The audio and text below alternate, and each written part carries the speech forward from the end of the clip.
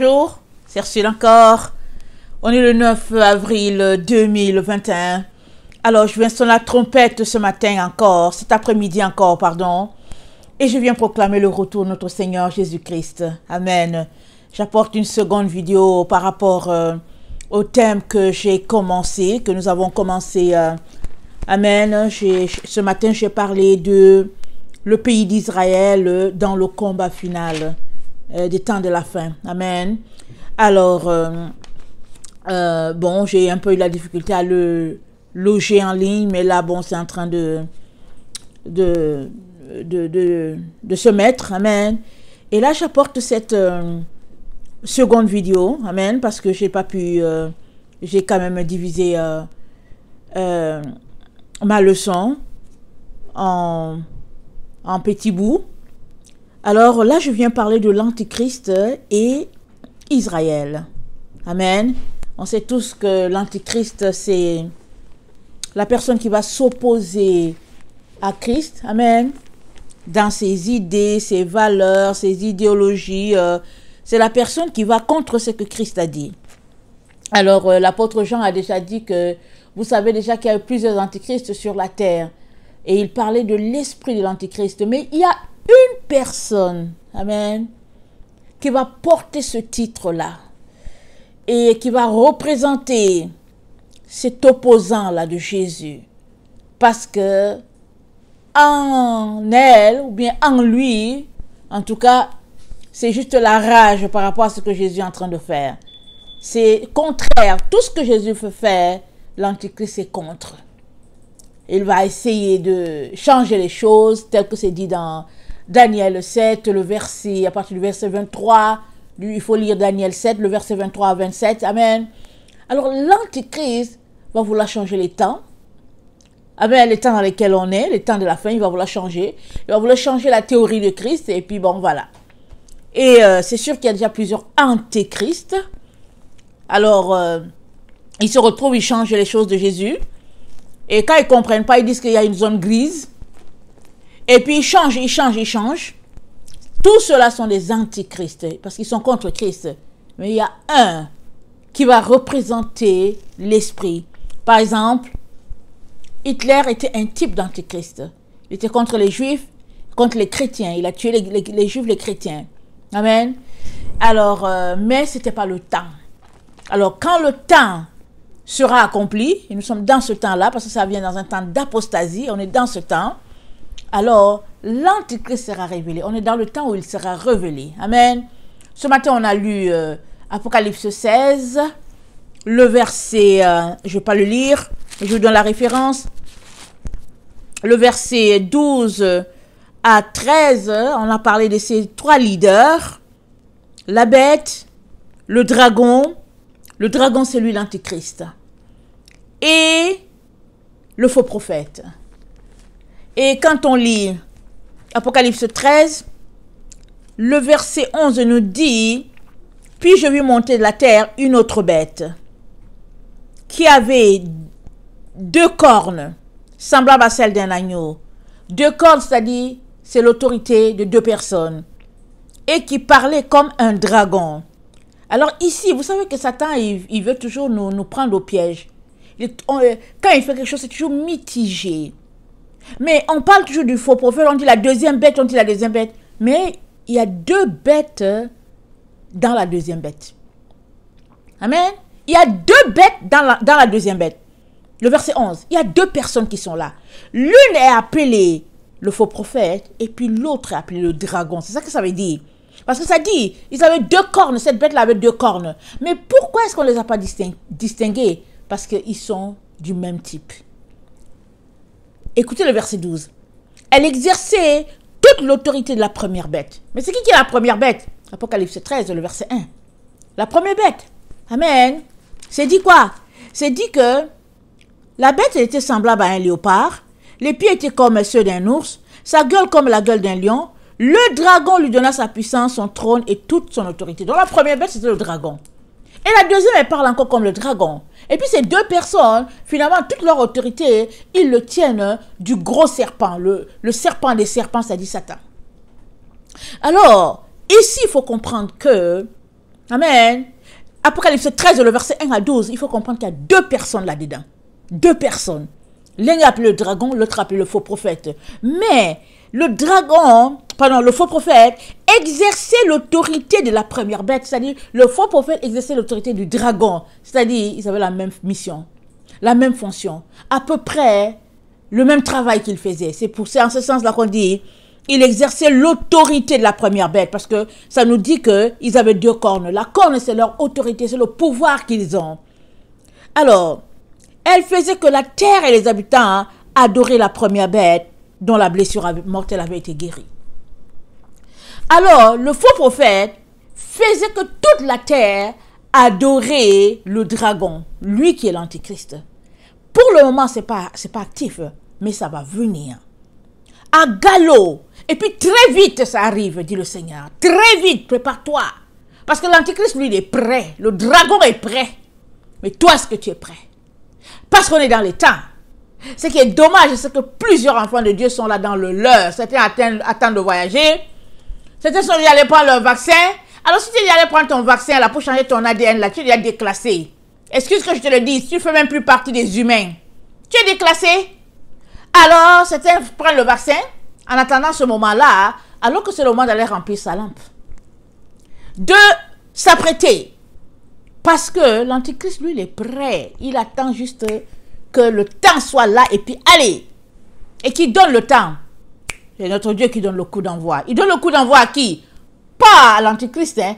Il donne le coup d'envoi à ces deux témoins de la fin. Alors quand les deux témoins de la fin vont commencer leur ministère, alors ça va secouer. Alors c'est là que l'antichrist sera révélé. Parce qu'il va se lever pour venir contredire tout ce que Dieu est en train de faire. Et ça va chauffer sur la terre. Mais pour les enfants de Dieu, ils savent que ça fait partie des choses qui doivent arriver. Et Dieu les a classés dans les contractions. Alors, comprenons que s'il y a une chose que nous devons faire, c'est de nous apprêter. De ne pas nous laisser détourner de notre trajectoire. Et c'est quoi notre trajectoire? C'est le ciel. La présence de Dieu. Amen. Alors, donc, je ne sais plus où j'étais, mais toujours est-il que nous parlons de l'Antichrist et d'Israël. Alors, l'Antichrist se manifestera, il se manifestera en Israël, le pays, quand il y aura l'enlèvement de l'épouse de Christ. Alors, on parle d'enlèvement. On a parlé dans la vidéo de ce matin de 1 Corinthiens 15 à partir du verset 50 où nos corps corruptibles seront transformés en un corps incorruptible. C'est ça l'enlèvement. Amen. Alors, quand on lit, on ne sait pas très bien comment les choses vont se passer et puis c'est correct parce que ça fait partie du mystère de Dieu. Mais on sait avec certitude que nos corps corruptibles seront transformés en corps incorruptibles. Mais ça part d'un endroit. Amen. Ça part d'un endroit. Ça ne va pas se passer là, en Israël. C'est pas là-bas. Alors, quand on lit un peu les commentaires bibliques, amen, et puis c'est normal aussi, il y avait pas encore, toute la connaissance n'était pas encore là, parce que le temps de la fin n'était pas tellement là, amen, alors ça tourne vers Israël. Les commentaires, tout tourne vers Israël, le pays. Mais quand on lit la Bible là, on se rend compte que ça part de quelque part, amen, et ça finit à quelque part, amen. Et quand je lis, je comprends que ça part du septentrion. Et le septentrion, c'est où? C'est en Amérique du Nord. C'est en Occident. Bon, je dis Amérique du Nord, mais c'est en Occident. Disons les pays du Nord. Les grands, là. Ceux-là que Daniel a appelés les 10 orteils. Alors, ils se sont fait appeler les grands. Ceux qui gèrent le monde. Daniel les a appelés les 10 orteils, ok? On ne sait pas combien ils sont dedans. On ne sait plus combien ils sont dedans. Qui sont dedans, qui n'est pas, on ne sait plus. Mais tout ce qu'on doit savoir, c'est qu'ils sont 10. Il y a certains là qu'on sait avec certitude qu'ils sont là, comme les États-Unis, ils ne manquent pas. Ils sont dedans. La France, l'Angleterre, le Canada, le Japon. Il y a certains pays là, on sait qu'ils sont dedans. Il n'y a rien à faire. Donc, que le Seigneur puisse vous révéler ou bien me révéler les 10 orteils en totalité. Mais toujours est-il que, c'est sûr qu'on peut les retrouver sur Internet, mais toujours est-il que le Seigneur n'a pas manqué de nous parler de comment les choses vont se passer. C'est seulement que souvent, on a pris l'habitude d'entendre une chose d'une manière, ou bien on a pris l'habitude d'enregistrer que ça va se passer comme ci, comme ci, comme ça, si bien que finalement, on ne se décolle pas de cette pensée erronée-là. Mais il suffit de prendre la Bible. Si on prend la Bible là, qu'on décide de faire des recherches, on va finir par suivre les traces, amen, du Saint-Esprit, pour savoir que, oh, ok, ça se passe comme ça. Et alors, la meilleure façon que je peux vous conseiller, c'est, ayez votre thème à l'esprit, par exemple, vous voulez savoir sur l'enlèvement, amen, sur le retour du Seigneur, ayez votre thème à l'esprit, et ne cherchez pas forcément quelque chose de précis. Lisez seulement sur le retour du Seigneur. Alors, vous allez dans les évangiles, vous allez dans les évangiles de Paul, vous allez dans Jérémie, Ésaïe, et puis Ézéchiel, Zacharie. Allez-y seulement là-dedans. Lisez tout ce qui a trait avec la fin des temps. Vous serez étonné d'avoir une certaine logique dans votre esprit, logique qui ne vient pas de vous. Parce que c'est le Saint-Esprit qui va finir par replacer les choses petit à petit dans votre esprit. Et vous allez finir par savoir que, ah, ok, ici, là, ça c'est le A, là, ça c'est le B, ici c'est le C. Vous allez finir par les replacer. Parce que c'est le Saint-Esprit qui fait cette œuvre-là en nous. Amen. Le Saint-Esprit dit, la loi de Dieu sera inscrite dans notre cœur et personne n'enseignera l'autre. Amen. Mais il faut prendre du temps. Alors, je répète encore, je ne dis pas que j'ai le savoir. Ok? Je n'ai pas le savoir. Je n'ai pas la connaissance. Je n'ai pas toute la connaissance. J'apporte ce que l'Esprit de Dieu me montre. Et ensemble, on regarde. Et je n'ai pas de problème à ce que quelqu'un puisse voir cela et dire, oh, c'est pas ça. Je n'ai aucun problème à aller devant Dieu, revoir et puis revenir pour dire, vous savez quoi, ici j'avais dit ceci, finalement c'est pas ça. Mais je peux vous dire une chose. Je ne suis pas allée dans une école biblique. Je ne connais pas la théologie. Je ne connais rien de tout cela. Je suis juste une ménagère là à la maison. Amen. Avec mes enfants et puis avec mes casseroles, passant ma serpillière et puis lavant mes assiettes et tout.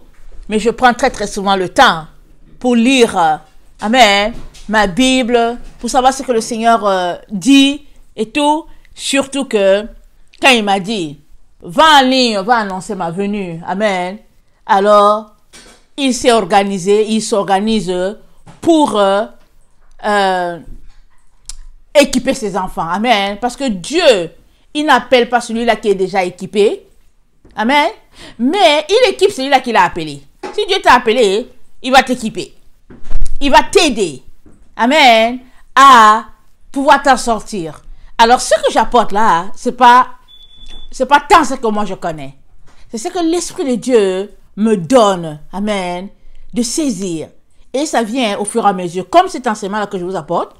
Amen. Il y a peut-être 3 ou 4 jours que c'est comme c'est devenu limpide dans mon esprit. Et voilà pourquoi je peux l'apporter. Amen. Béni soit le nom de notre Dieu. Alors, on va commencer par lire Matthieu 24, le verset 27 à 28. Je parle de l'Antichrist et Israël, le pays d'Israël. Amen.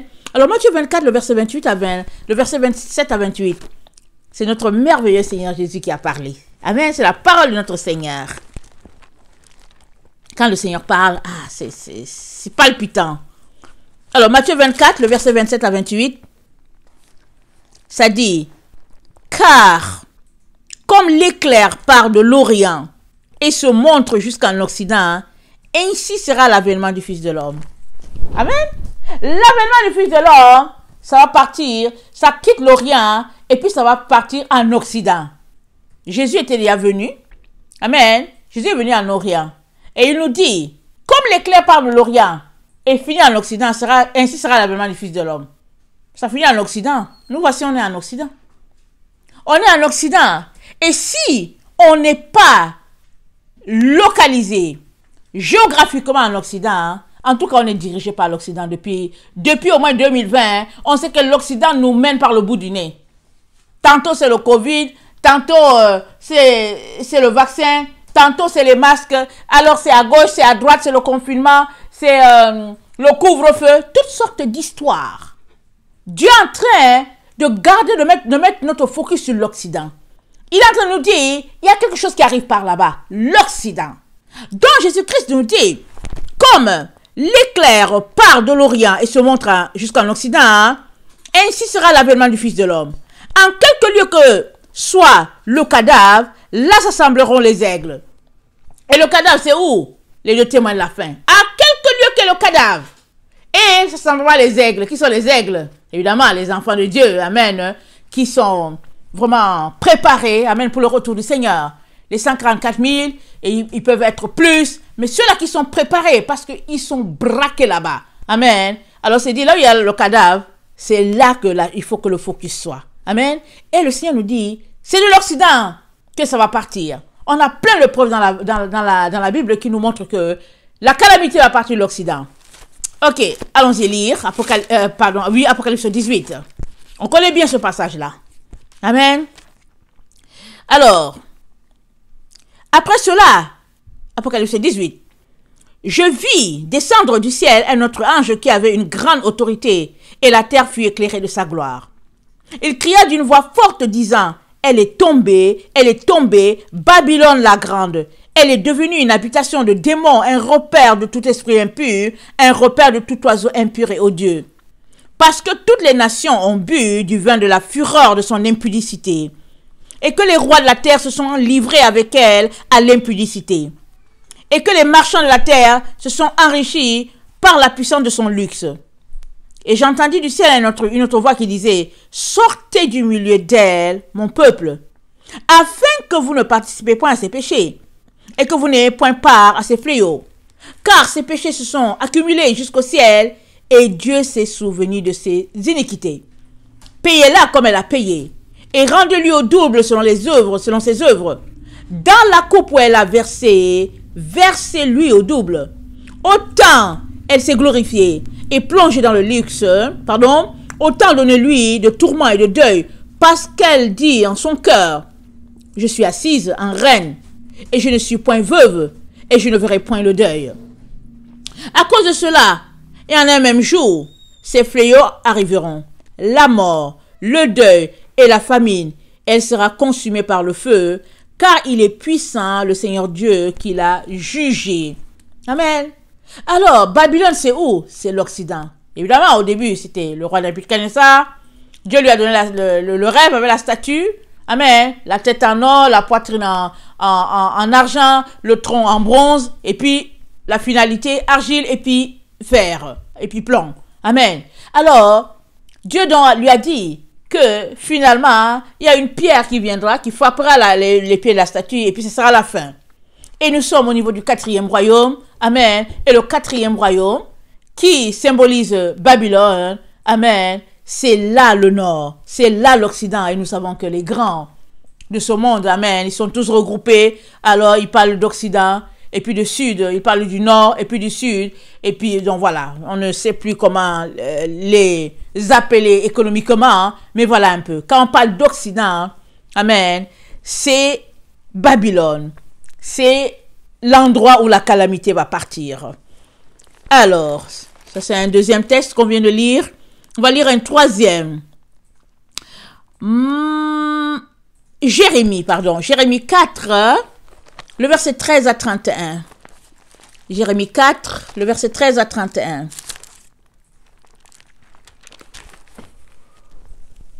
Attendez, je vais d'abord lire Jérémie 50, ok? Parce que comme on vient de parler de Babylone, je vais lire ça et on va aller lire Jérémie 4.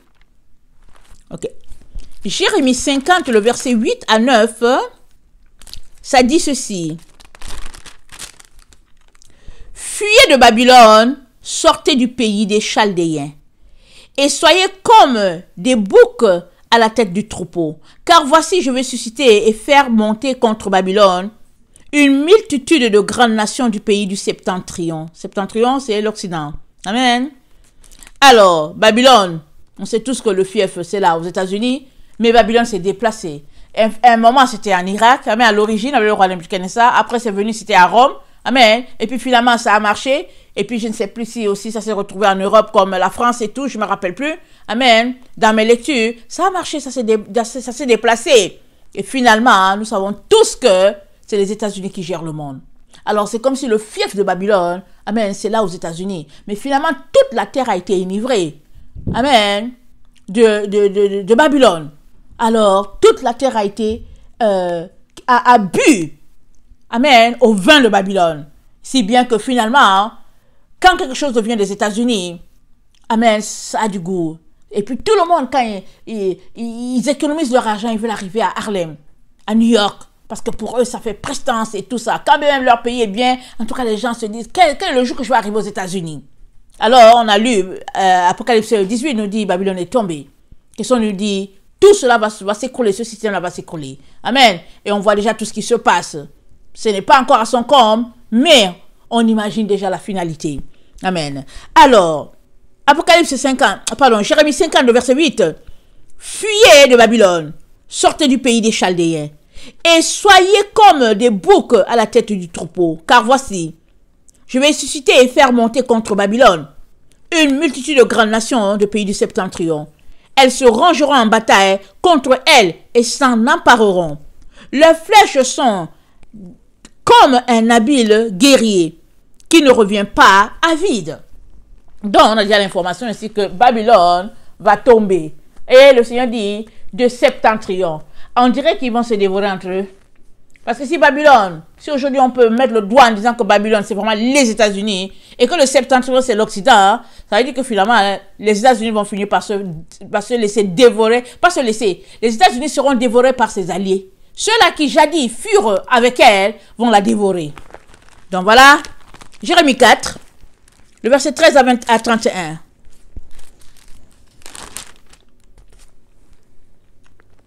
Voici le destructeur s'avance comme les nuées. Ses chars sont comme un tourbillon. Ses chevaux sont plus légers que les aigles. Malheur à nous, car nous sommes détruits. Purifie ton cœur du mal, Jérusalem, afin que tu sois sauvé. Jusqu'à quand garderas-tu dans ton cœur tes pensées iniques? Toi et moi, peu importe, quiconque se réclame de Dieu est appelé à purifier ses pensées, à nettoyer son cœur. Parce que, en tout cas, tolérance zéro au péché devant notre Dieu. Sainteté. Quiconque veut voir Dieu, la Bible nous dit qu'il recherche la paix et la sanctification sans laquelle il ne verra Dieu. Alors, c'est clair. Pour Jérusalem, c'est aussi clair pour chacun d'entre nous. Alors, car la voix qui part dedans annonce la calamité. La voix part de qui? Dedans. Amen. Elle annonce la calamité. Elle la publie depuis la montagne d'Éphraïm. Et qui est Éphraïm? Éphraïm, c'est le fils de Joseph. Amen. Alors, dites-le aux nations, faites-le connaître à Jérusalem. Des assaillants viennent d'une terre lointaine. Ils poussent des cris contre les villes de Juda. Comme ceux qui gardent un champ, ils entourent Jérusalem. Car elle est révoltée contre moi, dit l'Éternel. C'est là le produit de ses voix, c'est là le produit de tes voix et de tes actions. C'est là le produit de ta méchanceté. Certes, cela est amer. Cela pénètre jusqu'à ton cœur. Mes entrailles, je souffre en dedans de mon cœur. Le cœur me bat et je ne puis me taire, car tu entends mon âme, le son de la trompette, le cri de guerre. On annonce ruine sur ruine, car tout le pays est ravagé. Mes tentes sont ravagées tout à coup, mes pavillons en un instant. Jusqu'à quand verrai-je la bannière et entendrai-je le son de la trompette? Certainement mon peuple est fou. Il ne me connaît pas. Ce sont les enfants insensés dépourvus d'intelligence. Ils sont habiles pour faire le mal, mais ils ne savent pas faire le bien.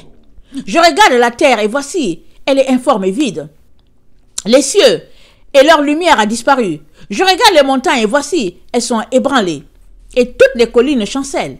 Je regarde et voici, il n'y a point d'homme. Et tous les oiseaux des cieux ont pris la fuite. Je regarde et voici, le Carmel est un désert. Et toutes ces villes sont détruites devant l'Éternel, devant son ardente colère, car ainsi parle l'Éternel. Tout le pays sera dévasté. Mais je ne ferai pas une entière destruction. À cause de cela, le pays est en deuil. Et les cieux en haut sont obscurcis. Car je l'ai dit, Je l'ai résolu et je ne m'en repens pas. Je ne me retracterai pas. Au bruit des cavaliers et des archers, toutes les villes sont en fuite. On entre dans les bois, on monte sur les rochers. Toutes les villes sont abandonnées. Il n'y a plus d'habitants. Et toi, dévasté, que vas-tu faire? Jérusalem, ici, Dieu parle de Jérusalem. Jérusalem est dévastée. Dieu dit, qu'est-ce qu'elle va faire? Mais il pose la même question à tout un chacun. Que vas-tu faire? Parce que c'est résolu. Dieu a décidé que c'est la fin. Tout était prévu. Quand on lit la Bible, tout est prévu. Et on est dans les temps. Et que vas-tu faire? Et que fais-tu à tous les jours? Alors qu'on est dans le temps de la fin. Est-ce que tu prends conscience de ce que Dieu a dit et tu te prépares? Ou bien tu joues à la personne qui contrôle le vent et puis qui gère et puis tu vis d'illusions en te disant qu'après tout, tu n'es pas si mal dans ta marche avec le Seigneur. Que fais-tu? Il est très important de s'assurer que on est du bon côté, on est du bon bord. Alors, le Seigneur, il dit déjà à Jérusalem ce qu'elle devrait faire. Et ça parle beaucoup pour nous les chrétiens, parce qu'on sait ce que le cramoisi représente. On sait que le cramoisi qui est couleur de sang, on sait que ça représente le sang de Jésus. Voilà ce que Dieu dit à Jérusalem. Il lui dit, tu te revêtiras de cramoisi. Tu te pareras d'ornements d'or. Alors le cramoisi, amen, c'est la couleur du sang de Jésus. Nous les enfants de Dieu, on sait que ce n'est que par le sang de Jésus que nous triompherons. Amen. Mais Jérusalem, elle a une astuce. Là, elle va mettre son rouge, elle va s'habiller encore pour aller séduire ses amants. Parce que Jérusalem s'est égarée de Dieu, elle a couru vers d'autres dieux, Baal, et puis Astarté, et puis, comment elle s'appelle encore, Jézabel, etc., etc. Mais Dieu lui dit, cette fois-ci, ça ne va pas marcher. Parce que non seulement tes amants te méprisent, mais une voix va sortir. Et, amen, c'est les cris d'angoisse, c'est la voix de l'accouchement.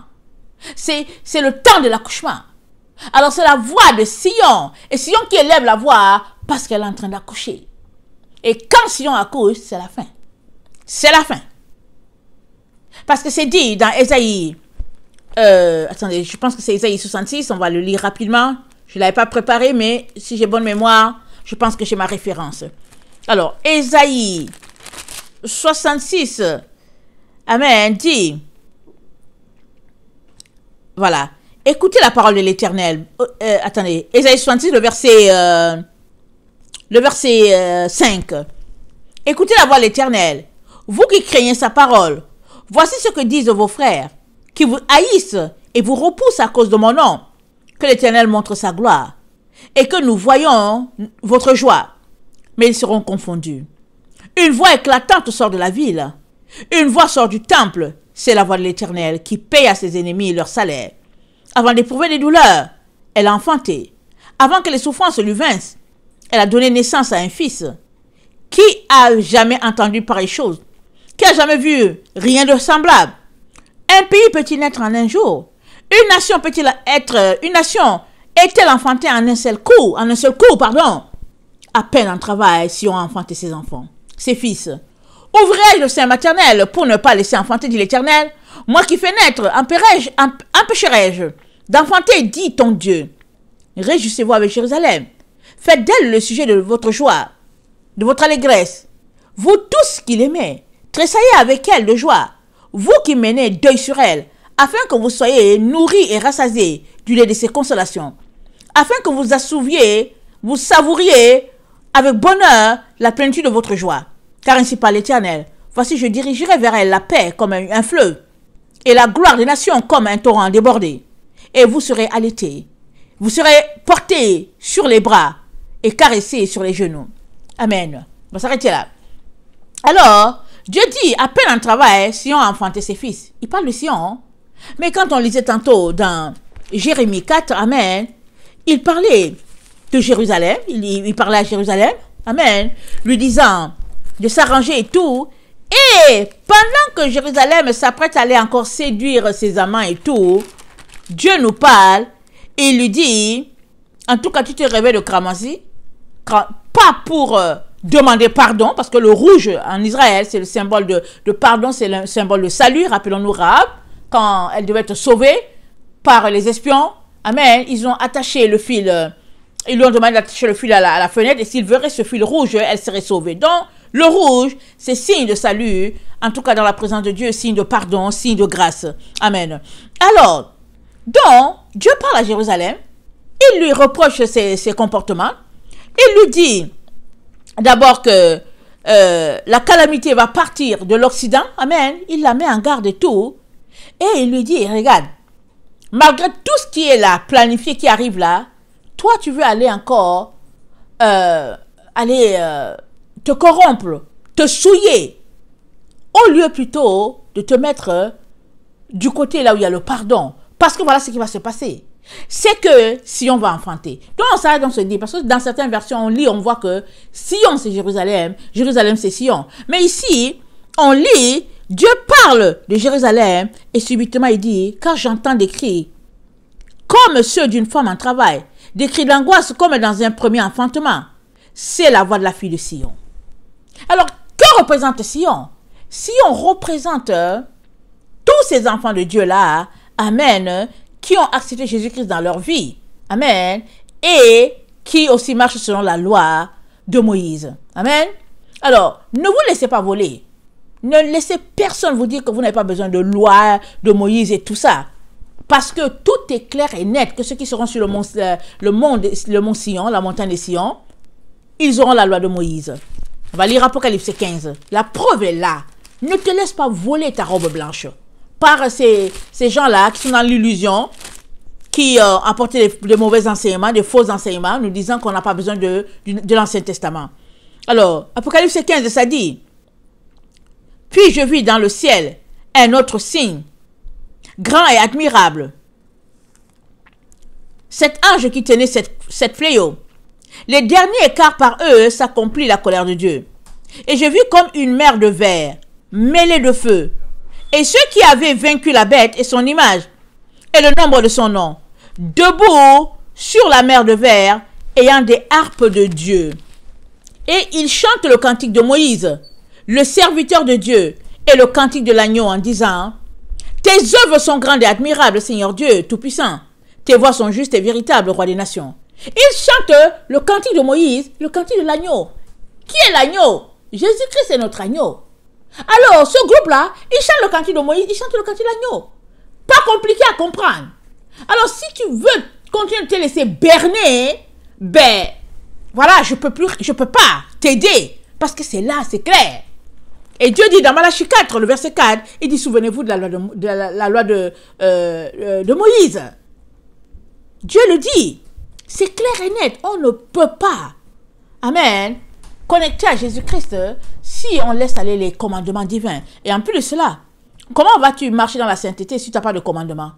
Parce que les commandements sont une balise. C'est comme quand tu es sur l'autoroute. Amen. Quand c'est dans une zone montagneuse, autour, amen, il y a des balises qui sont placées. Souvent, c'est des piquets en bois. Souvent, c'est quelque chose en ferraille. De telle sorte que s'il arrivait un accident, amen, au moins les fers là puissent bloquer parce que la chute, elle serait terrible. Alors, il est déjà arrivé qu'il y a eu des accidents, hein, parce qu'il y a eu des balises là, ça a bloqué, ça a empêché que la voiture se retrouve de l'autre côté carrément. Surtout dans les zones montagneuses. Donc, il est très très important de saisir que les commandements divins sont des balises sur notre chemin. Alors, si tu dis que tu aimes le Seigneur Jésus-Christ, mais que ces commandements, cela laisse à désirer, pose-toi des questions sur ton amour pour Jésus. Pas compliqué. Alors,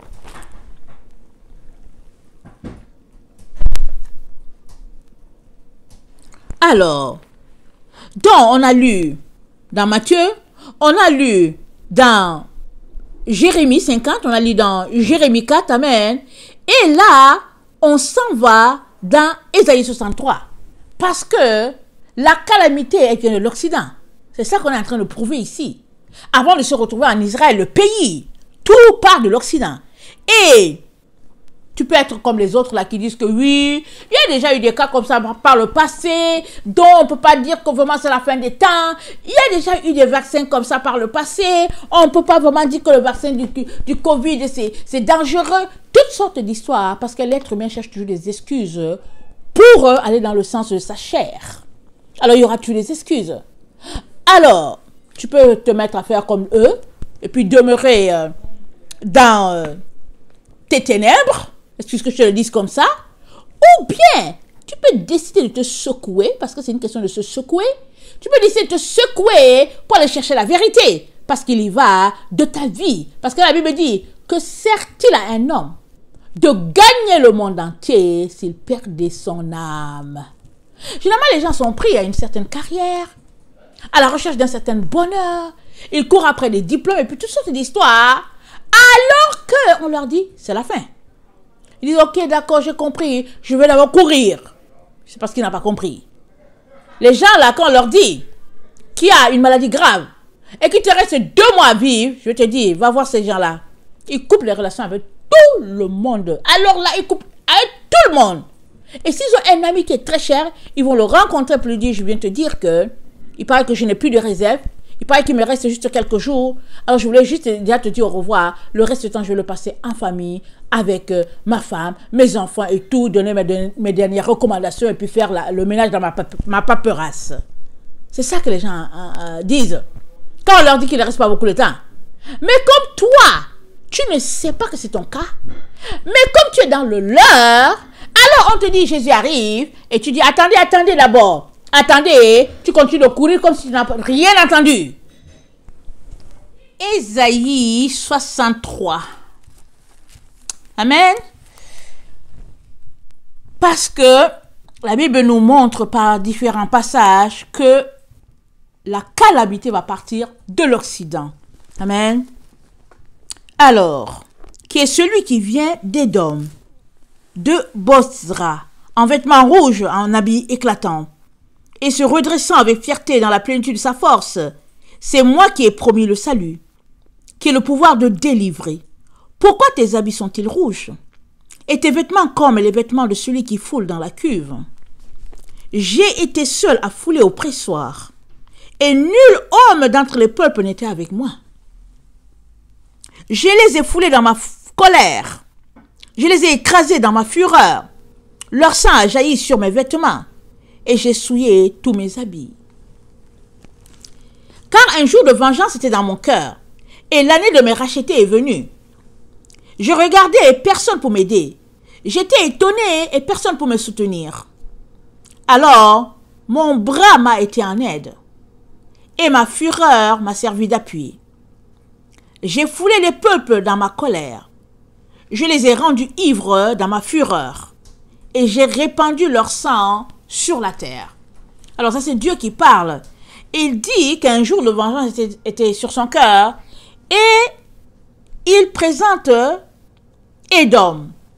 Alors Édom, nous savons tous que Édom c'est Ésaü parce que c'était ils ont été appelés Édomites, amen, les descendants d'Édom. Et Ésaü est sorti, il était roux, et puis Jacob ne l'était pas. Alors mais roux par rapport à quoi? Par rapport au fait que roux, c'est un peu la peau de ceux-là qu'on appelle les blancs.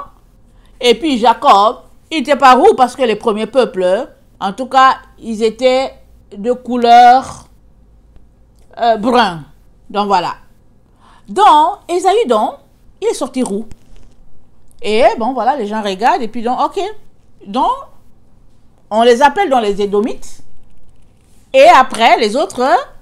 c'est Israël. Parce que Jacob, il a été rebaptisé par Dieu, il a été appelé Israël. Maintenant, Ésaü, c'est le frère de Jacob. De tous les peuples, quand Israël traversait, quand Israël a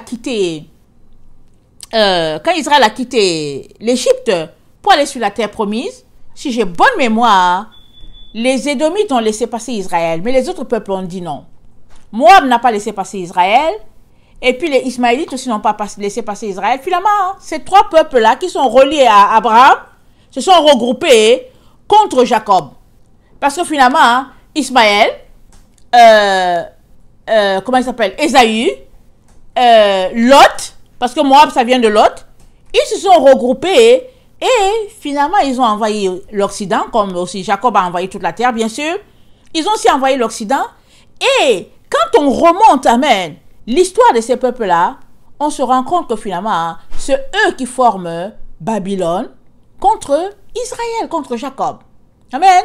Dieu m'a permis, il y a quelque temps, de pouvoir faire une étude pour moi-même, pour remonter et tout.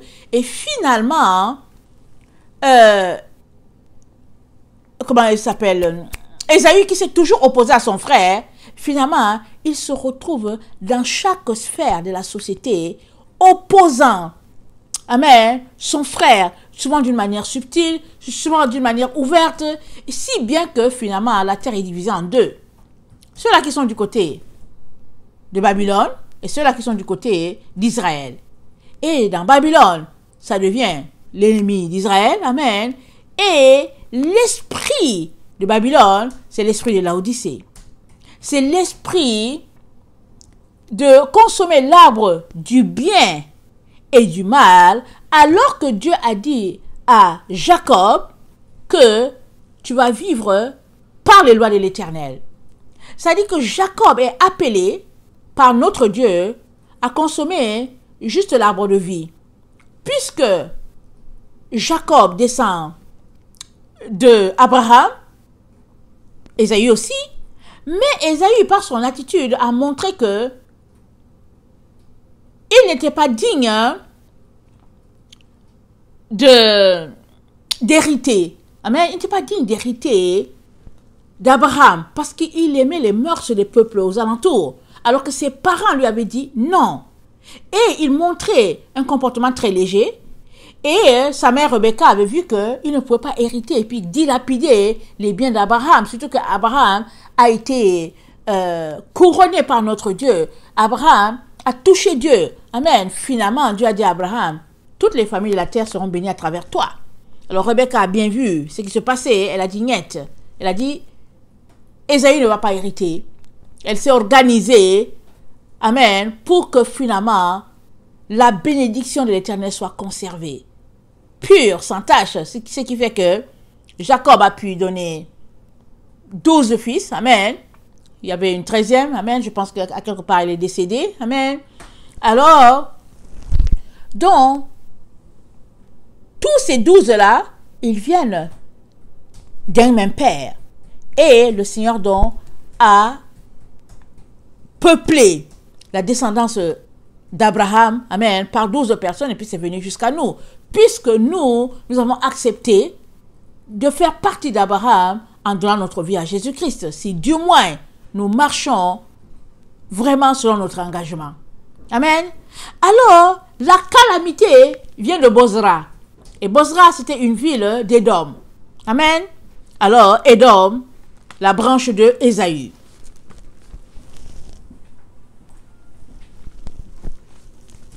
Alors, on a une autre référence. C'est Habakkuk 3. Habakkuk 3. On va commencer à lire à partir du premier verset. Habakkuk 3.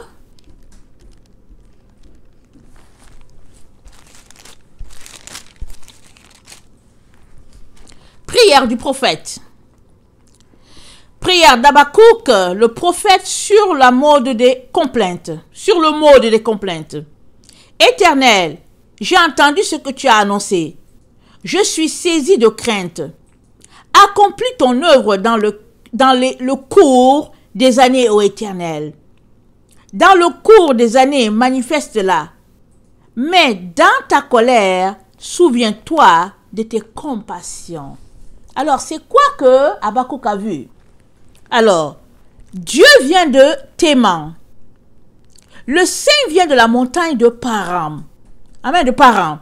Théman, c'est où? C'est encore une ville édomite. Amen, une ville du côté de Édom, du côté de Ésaü. Sa majesté couvre les cieux et sa gloire remplit la terre. C'est comme l'éclat de la lumière. Des rayons partent de sa main. Là réside sa force. Devant lui marche la peste, et la peste est sur ses traces. Il s'arrête, et de l'œil, il mesure la terre. Il regarde, et il fait trembler les nations. Les montagnes éternelles se brisent. Les collines antiques s'abaissent. Les sentiers d'autrefois s'ouvrent devant lui.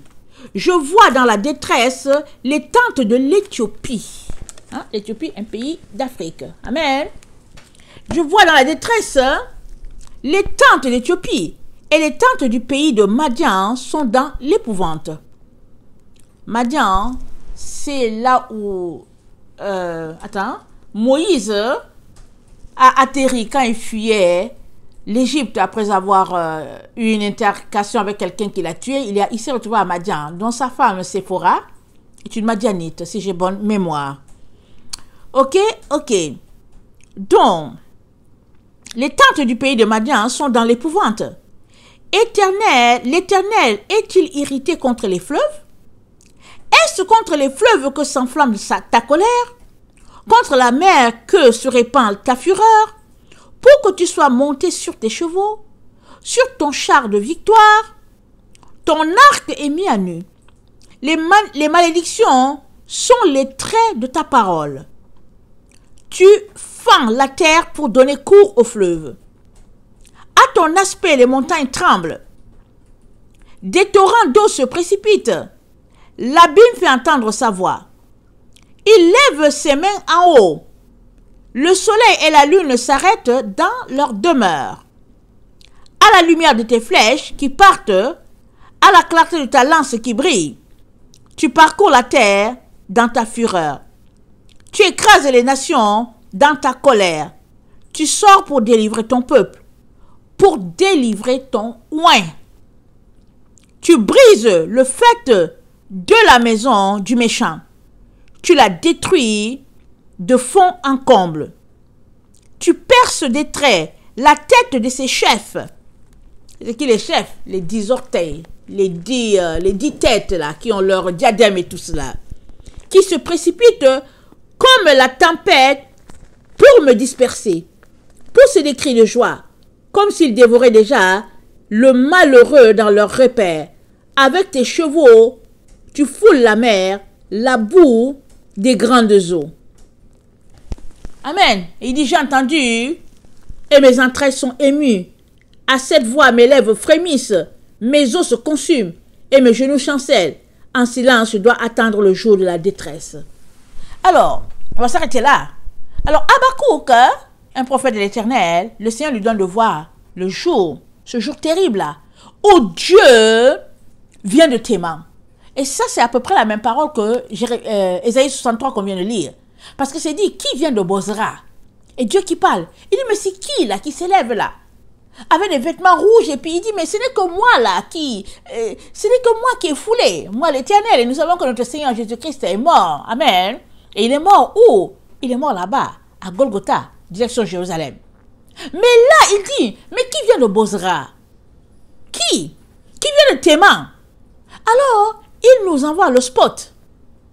En disant que la calamité, ça vient de l'Occident. Il nous l'a dit. Il dit la calamité va venir de l'Occident. Amen. Donc, pour revenir à notre étude,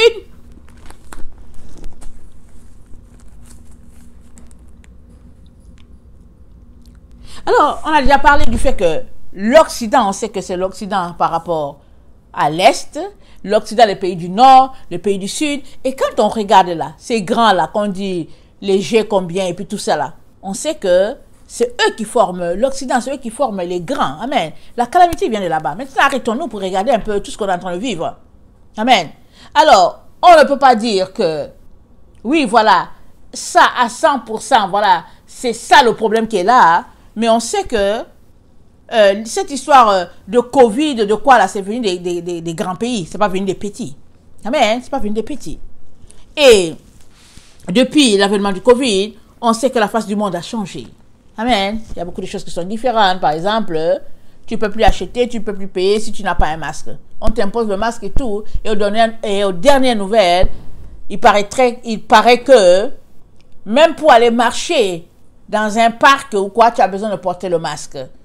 c'est comme si finalement, même l'air là que Dieu a donné gratuit là, c'est comme si on n'a même plus le droit de respirer cet air-là.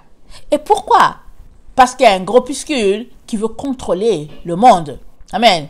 Un groupuscule veut contrôler le monde.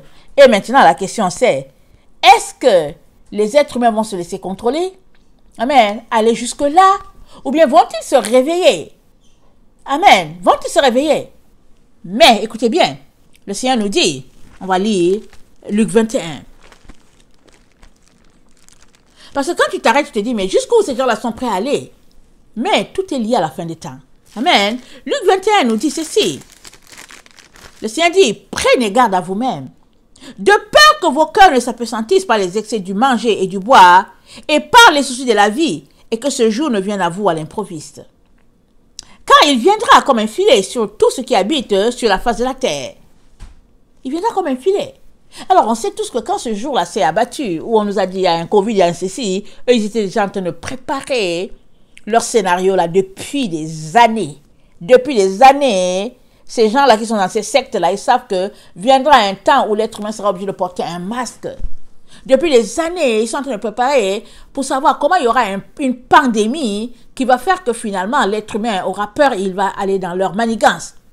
Parce que pour pousser une personne à aller contre sa volonté, il faut s'aimer en elle la peur.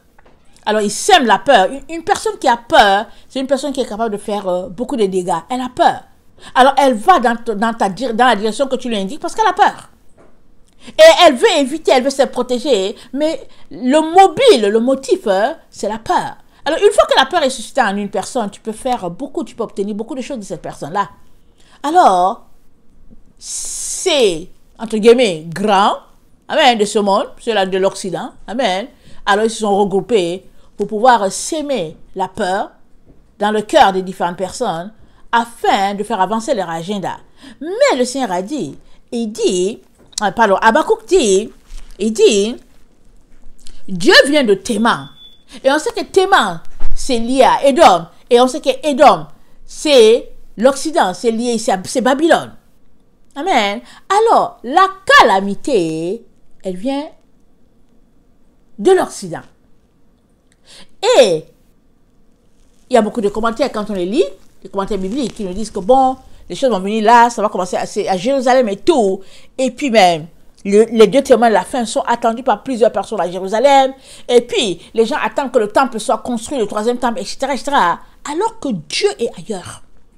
Quand on lit la Bible, Dieu nous dit, dirigez votre focus ailleurs. Votre attention, dirigez-la vers ce qui se passe en Occident.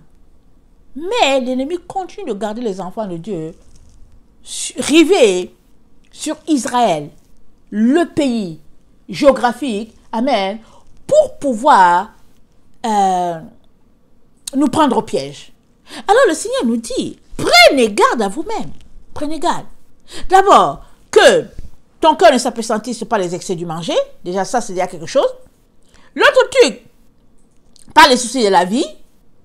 Et puis, afin que ce jour ne vienne sur toi à l'improviste. Alors, les soucis de la vie, ça peut être que tu cherches à manger.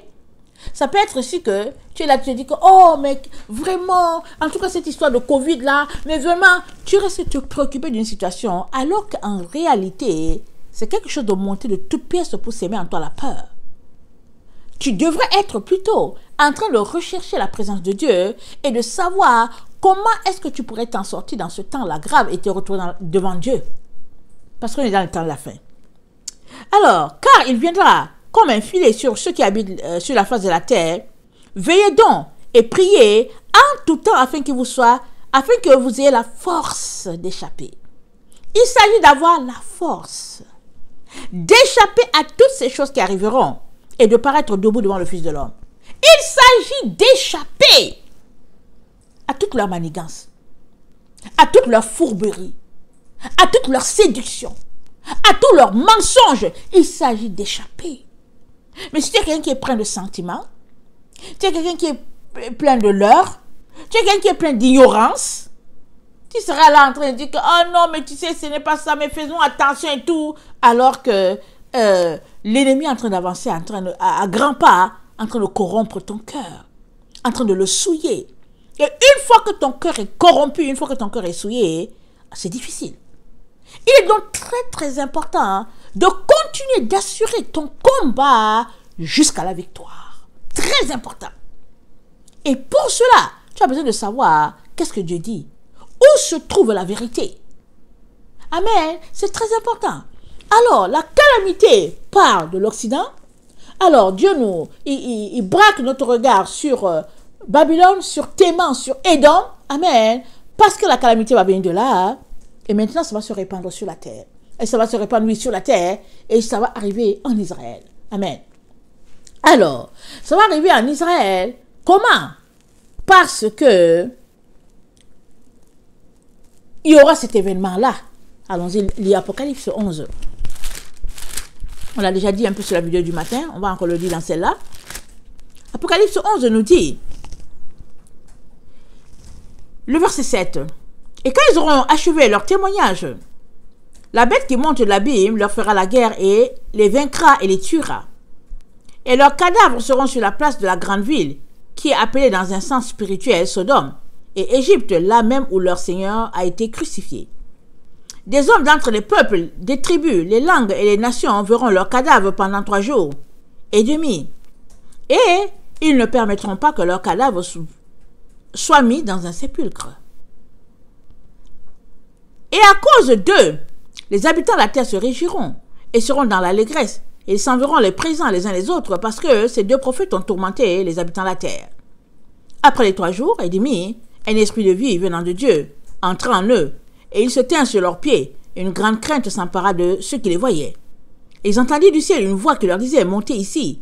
Et ils montèrent au ciel dans la nuée. Et leurs ennemis les virent. À cette heure-là, il y eut un grand tremblement de terre. Et la 10e partie de la ville tomba. 7000 hommes furent tués dans ce tremblement de terre. Et les autres furent effrayés et donnèrent gloire à Dieu. Le second malheur est passé. Voici le 3e malheur qui vient bientôt. Cet événement va se passer. Les caméras, les cellulaires, ils vont prendre les photos, les images et tout ça et tout. Amen. Et pendant que ça va se passer, amen, que il y aura l'enlèvement. Amen. Allons-y lire dans Matthieu 24, aussi dans 1 Corinthiens 15, le verset 50. Les morts vont ressusciter et Dieu va mettre ses enfants en sécurité. Israël va voir ça, puisque pour le moment, ils ont rejeté le Messie. Pour le moment, ils trouvent que Jésus n'est pas le Christ, il n'est pas celui-là qui a été annoncé. Ils essaient de trouver toutes sortes d'excuses. Et pour le moment, ils prônent partout, ils annoncent partout que leur Messie va venir. Ils attendent leur Messie, puisqu'ils ont refusé Jésus. Nous, on n'attend pas le Messie qui doit venir. On attend le Messie qui doit revenir parce qu'il était déjà venu et il revient maintenant. Nous, on attend qu'il revienne, mais eux, ils attendent un Messie qui va venir. Et à la place, ils vont vivre la consternation. Parce que ils vont voir des gens être transformés en un corps incorruptible. Même dans la ville d'Israël, dans le pays d'Israël, il y a des gens, des vrais chrétiens qui sont là, qui seront transformés. Et ceux-là donc qui combattent depuis longtemps Jésus-Christ, ceux-là qui le combattent, qui sont les érudits de la Torah et tout ça là, ils seront tellement choqués que ils vont plutôt prendre du temps dans le deuil. Ils vont pleurer parce qu'ils ne comprendront pas. C'est là c'est là que leurs yeux vont s'ouvrir. C'est là qu'ils vont réaliser, au fait, qu'ils étaient dans l'erreur. Et ils vont commencer à appeler Dieu pour lui dire, au secours, on s'est trompé, on s'est égaré. Et ce n'est qu'à partir de là, amen, que notre Dieu va venir à leur secours. Et il va les sauver. Il va sauver tous. Il va les sauver tous. Parce que, pour le moment, ils sont remplis d'orgueil. Pour le moment, ils méprisent tout ce que Dieu est en train de dire à travers son Fils Jésus-Christ. Ils méprisent. Mais, vient vivement ce temps-là où ils se rendront compte que, au fait, s'il y a quelqu'un qu'ils ont besoin, plus que jamais, c'est bien de Jésus-Christ. Amen. Ils ont besoin plus que jamais du Fils, je ne sais pas s'il l'appelle le Messie de Joseph ou bien je ne sais pas de qui. Ils ont besoin de lui. Attendez.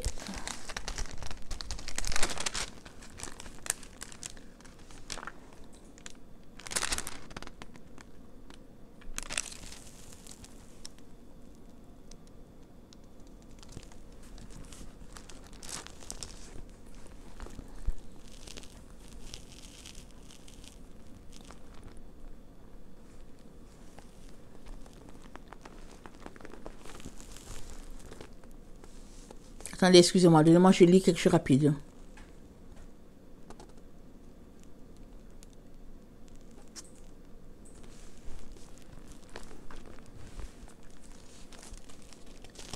Et Dieu, excusez-moi, j'ai trouvé le passage que je cherchais dans Jérémie 5, le verset 7. Dieu dit, « Pourquoi te pardonnerais-je?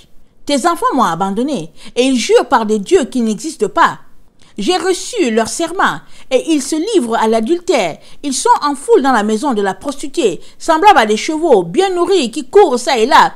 Ils hennissent chacun après la femme de son prochain. Ne châtierai-je pas ces choses-là, dit l'Éternel? Ne me vengerai-je pas d'une pareille nation? Montez sur ces murailles et abattez, mais ne détruisez pas entièrement. Enlevez ces sceptres qui n'appartiennent point à l'Éternel, car la maison d'Israël et la maison de Juda m'ont été infidèles, dit l'Éternel. » Alors, on voit un peu leur attitude par rapport à Dieu. Alors, que ce soit l'adultère physique ou bien l'adultère spirituelle, toujours est-il qu'ils se sont détournés de Dieu. Et ils continuent. Et Dieu dit, mais pourquoi te pardonnerais-je? Et cette relation-là continue depuis. Cette relation-là se tient avec Israël, le peuple, les descendants d'Abraham, depuis. Amen. Depuis que Jésus est venu, c'est cette relation-là qui existe entre Dieu et ses enfants. Mais quand certains groupes auront reçu la transformation de leur corps, corruptible en corps incorruptible, Israël n'aura plus le même langage. Il n'aura plus la même attitude vis-à-vis de Dieu. Allons-y lire Zacharie. Zacharie 14. Excusez, je pense que c'est ça.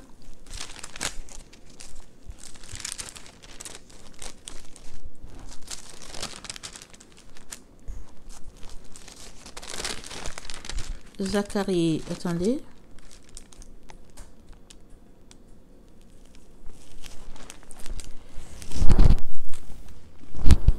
Alors, on sait que quand ça va se passer, excusez-moi,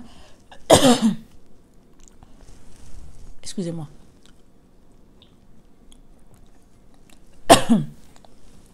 Alors, on sait que quand cet événement va se passer, tout le monde, toute la terre sera au courant. Amen. Israël va se poser des questions et ils seront dans la consternation et tout ce qu'on peut imaginer.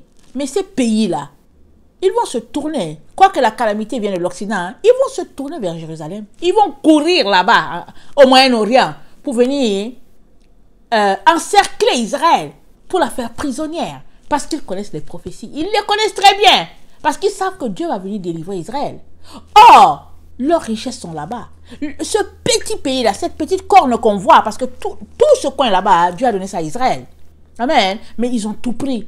Ils ont tellement pris, taillé le pays, le couper, le découper en plusieurs morceaux. Finalement, Israël n'a qu'un petit bout. Et là même, ils ne veulent pas laisser ça à Israël.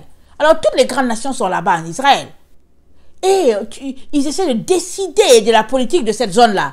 Alors que le coin, cet endroit-là, ça appartient à Dieu. Dieu l'a dit clairement. Alors, ils vont se retrouver là-bas en Israël. Et voilà ce que Dieu nous dit dans Zacharie 12. Il dit, ainsi parle l'Éternel qui a étendu les cieux et fondé la terre, qui a formé l'esprit de l'homme au-dedans de lui. Voici, je ferai de Jérusalem une coupe d'étourdissement pour tous les peuples d'alentour et aussi pour Juda dans le siège de Jérusalem. En ce jour-là, je ferai de Jérusalem une pierre pesante pour tous les peuples. Tous ceux qui la soulèveront seront meurtris et toutes les nations de la terre s'assembleront contre elle. En ce jour-là, dit l'Éternel, je frapperai d'étourdissement tous les chevaux et de délire ceux qui les monteront. Mais j'aurai les yeux ouverts sur la maison de Juda. Quand je frapperai d'aveuglement tous les chevaux des peuples, les chefs de Juda diront en leur cœur, les habitants de Jérusalem sont notre force, par l'Éternel des armées, leur Dieu. En ce jour-là, je ferai des chefs de Juda comme un foyer ardent parmi du bois, comme une torche enflammée parmi les gerbes. Ils dévoreront à droite et à gauche tous les peuples d'alentour. Et Jérusalem restera à sa place à Jérusalem. L'Éternel sauvera d'abord les tentes de Juda, afin que la gloire de la maison de David, la gloire des habitants de Jérusalem, ne s'élève pas au-dessus de Juda. En ce jour-là, l'Éternel protégera les habitants de Jérusalem. Et le faible parmi eux sera dans ce jour comme David. La maison de David sera comme Dieu, comme l'ange de l'Éternel devant eux. En ce jour-là, je m'efforcerai de détruire toutes les nations qui viendront contre Jérusalem. Écoutez bien. Alors, je répandrai sur la maison de David et sur les habitants de Jérusalem un esprit de grâce et de supplication. Et ils tourneront les regards vers moi, celui qu'ils ont percé. Ils pleureront sur lui comme on pleure sur un fils unique. Ils pleureront amèrement sur lui comme on pleure sur un premier-né. En ce jour-là, le deuil sera grand à Jérusalem, comme le deuil d'Adrimon dans la vallée de Mégidon. Le pays sera dans le deuil, chaque famille séparément. La famille de la maison de David séparément et les femmes à part. La famille de la maison de Nathan séparément et les femmes à part. La famille de la maison de Lévi séparément et les femmes à part. La famille de Shimée séparément et les femmes à part. Toutes les autres familles, chaque famille séparément et les femmes à part. Le Seigneur nomme les familles. Ce sera un grand jour. Un jour où ils vont reconnaître leur Messie. Mais la calamité ne part pas de Jérusalem. Ça ne part pas de là. Ça ne part pas de Jérusalem, le pays qui est là. Ça part de l'Occident, de la montagne de Théman, amen, à Bozra, amen, en Occident, Babylone, ça part de là et ça va se répandre, ça va de l'autre côté. Amen. Parce que le Seigneur a dit, comme l'éclair part de l'Orient et se retrouve en Occident, alors Jésus est parti de l'Orient, amen, et puis la finalité, ça vient de l'Occident. Alors,